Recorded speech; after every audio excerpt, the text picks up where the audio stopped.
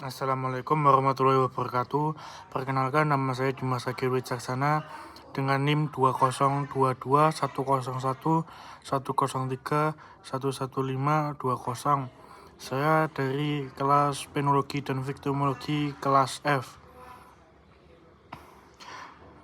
Pada kesempatan kali ini saya akan membahas secara mendalam tentang tujuan dan pedoman pemidanaan menurut Undang-Undang Nomor 1 Tahun 2023 tentang Kitab Undang-Undang Hukum Pidana. Materi ini penting karena Kitab Undang-Undang Hukum Pidana baru membawa perubahan besar dalam cara negara memandang pemidanaan. Jika selama ini pemidanaan identik dengan hukuman penjara, KUHP baru justru menekankan pendekatan yang lebih manusiawi, terukur, dan mengutamakan pemulihan. KUHP 2023 mencoba mengubah paradigma masyarakat mengenai pemidanaan. Jika sebelumnya pidana lebih bersifat pembalasan, kini pemidanaan diarahkan untuk menciptakan keseimbangan antara kepentingan korban, pelaku, dan masyarakat. Dengan kata lain, pidana bukan hanya untuk menghukum, tetapi juga membantu memulihkan keadaan dan mencegah terulangnya kejahatan. Undang-undang ini menyebutkan beberapa tujuan penting pemidanaan. Penjelasan berikut dibuat lebih panjang agar cocok untuk mencakup beberapa tujuan pemidanaan menurut Undang-Undang Nomor 1 Tahun 2023. Yang pertama, mencegah terjadinya tindak pidana. Pencegahan merupakan inti dari pemidanaan. Hukuman diharapkan dapat menjadi peringatan bagi pelaku maupun masyarakat. Fungsi preventif ini membantu menjaga ketertiban umum, sehingga masyarakat merasa aman. Yang kedua, menyelesaikan konflik yang terjadi. Pemidanaan dalam KUHP baru melihat tindak pidana sebagai konflik sosial. Artinya, fokus pemidanaan tidak lagi semata menghukum, tetapi juga mengembalikan harmoni. Penyelesaian konflik melalui pemidanaan ini bisa dilakukan melalui berbagai cara, termasuk pendekatan restoratif.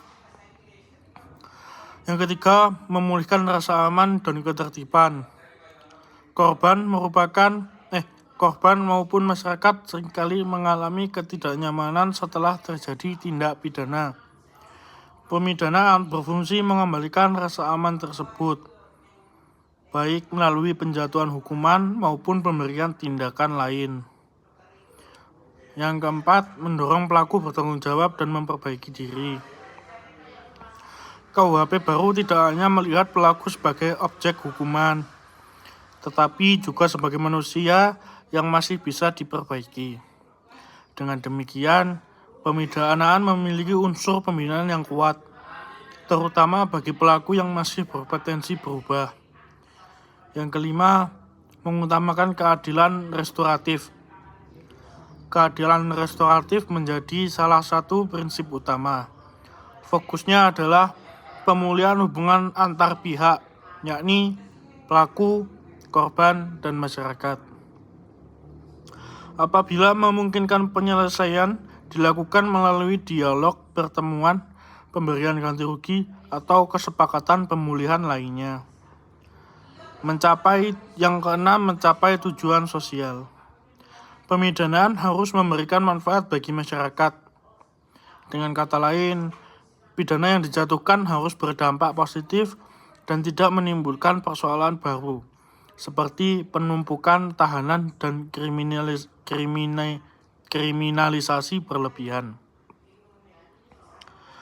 Selanjutnya, pedoman pemidanaan bagi hakim. Bagi pedoman pemidanaan merupakan hal baru yang sangat penting dalam KUHP 2023. Pedoman ini bertujuan agar hakim tidak menjatuhkan pidana secara subjektif atau berlebihan. Terdapat beberapa uraian lengkap, yakni yang pertama, tingkat kesalahan pelaku. Hakim harus menilai seberapa jauh kesalahan pelaku. Apakah perbuatannya dilakukan dengan sengaja atau karena kelalaian. Semakin besar kesalahan, semakin berat pidananya. Yang kedua, motif dan tujuan pelaku melakukan kejahatan. Motif pelaku memiliki pengaruh besar. Misalnya, pelaku melakukan tindak pidana karena dendam, keuntungan pribadi, atau paksaan. Setiap motif memberikan bobot yang berbeda. Yang ketiga, cara melakukan tindak pidana. Hakim akan melihat apakah perbuatan dilakukan dengan kekerasan, ancaman, tipu daya, atau cara-cara tidak manusiawi lainnya. Cara yang lebih berbahaya tentu berdampak pada beratnya pidana. Yang keempat, sikap pelaku setelah melakukan perbuatan. Apakah pelaku menyesal, melarikan diri, atau justru berusaha memperbaiki kerugian. Sikap ini sangat berpengaruh. Penyesalan yang tulus dapat menjadi faktor meringankan. Yang kelima, riwayat hidup. Kondisi kepribadian dan status sosial pelaku. Hakim juga diperbolehkan menilai kondisi pribadi pelaku, seperti usia, tanggung jawab keluarga, pekerjaan, hingga gangguan mental tertentu. Hal ini bertujuan agar pidana yang dijatuhkan proporsional dan manusiawi. Yang keenam, dampak perbuatan terhadap korban dan masyarakat. Jika tindak pidana menyebabkan luka berat, kerugian besar, atau keresahan sosial, maka pidananya tentu lebih berat. Sebaliknya, jika dampak kecil dan dapat dipulihkan, pidananya bisa lebih ringan. Yang ke-8, kemungkinan pelaku untuk diperbaiki. KUHP mengharuskan hakim menilai apakah pelaku masih bisa diperbaiki. Jika pelaku masih muda atau belum pernah dihukum, pidana non-penjara seperti kerja sosial atau denda bisa menjadi pilihan. Yang ke-9, pengaruh pemidanaan terhadap masa depan pelaku. Hakim yang mempertimbangkan apakah pidana yang dijatuhkan justru merusak masa depan pelaku. Misalnya, pemidanaan penjara pada anak atau pelaku yang masih bersekolah. Bagian 4, penerapan dalam contoh kasus, yakni untuk membantu memahami konsep. Yang pertama, contohnya adalah penganiayaan ringan. Seorang pelajar terlibat perkelahian hingga menyebabkan luka kecil. Pelaku menyesal dan korban sudah memaafkan. Dalam kondisi ini, hakim dapat memilih pidana pembinaan atau kewajiban mengikuti konseling, bukan penjara. Contoh kedua yakni pencurian dengan kekerasan. Jika pelaku melakukan pencurian disertai ancaman pisau tanpa penyesalan dan mengakibatkan korban luka, pidananya tentu lebih berat. Pedoman pemidanaan dipakai untuk menilai faktor memberatkan. Dan contoh terakhir yakni tindak pidana karena terpaksa.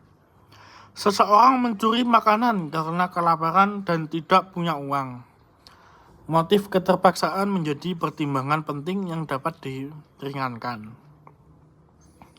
Untuk kesimpulan, yakni secara keseluruhan, tujuan dan pedoman pemidanaan dalam Undang-Undang Nomor 1 Tahun 2023 membawa angin segar dalam sistem peradilan pidana di Indonesia. Pendekatan yang lebih manusiawi, modern, dan berorientasi pada pemulihan memberikan ruang bagi masyarakat untuk mendapatkan keadilan yang lebih seimbang. Dalam KUHP baru, pelaku bukan sekedar dihukum, tetapi diarahkan untuk berubah. Korban diberikan ruang untuk pulih, masyarakat dilindungi agar tindak pidana tidak terulang. Demikian penjelasan lengkap mengenai tujuan dan pedoman pemidanaan menurut Undang-Undang Nomor 1 Tahun 2023. Semoga materi ini membantu dan bisa menjadi acuan untuk materi pada tujuan dan pedoman menurut Undang-Undang Nomor 1 Tahun 2023. Terima kasih sudah mendengarkan isi dari materi saya. Kurang lebihnya mungkin ada salah kata, salah penyebutan. Mohon maaf. Terima kasih. Wassalamualaikum warahmatullahi wabarakatuh.